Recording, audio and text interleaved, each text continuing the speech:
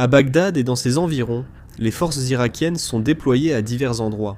En particulier dans la zone verte de Bagdad où se concentre la garde présidentielle, les bâtiments gouvernementaux et les ambassades, un grand nombre de soldats irakiens ont été déployés. Cette zone, qui concentre les principales fonctions du gouvernement irakien, est déjà connue pour sa sécurité renforcée. C'est aussi un quartier où résident de nombreux politiciens et diplomates, ce qui attire l'attention à chaque mouvement. Cette fois, avec le déploiement massif de troupes, la tension monte sur place. Il a également été confirmé que des chars Abrams ont été déployés. L'armée irakienne a positionné ses forces non seulement sur la route menant à l'aéroport international de Bagdad, mais aussi près de plusieurs installations importantes de la ville.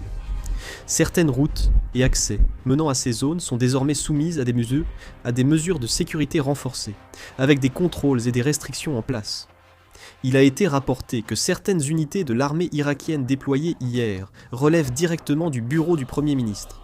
Le fait que ces unités spéciales soient intervenues montre que cette opération est menée au niveau du gouvernement central.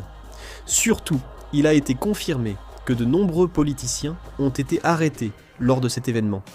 Selon les médias, cette opération a été menée sur décision du nouveau Premier ministre irakien, Ali al-Zaidi, et semble liée à l'enquête sur la corruption qu'il dirige et aux mesures différées. Jusqu'à présent, au moins 9 politiciens ont été arrêtés, sans distinction entre sunnites et chiites. Ali al-Zaidi, considéré comme proche de l'Iran, a mobilisé l'armée pour arrêter des politiciens, ce qui accroît rapidement la tension au sein de la classe politique irakienne. Si d'autres infos arrivent, je lancerai et publierai la vidéo.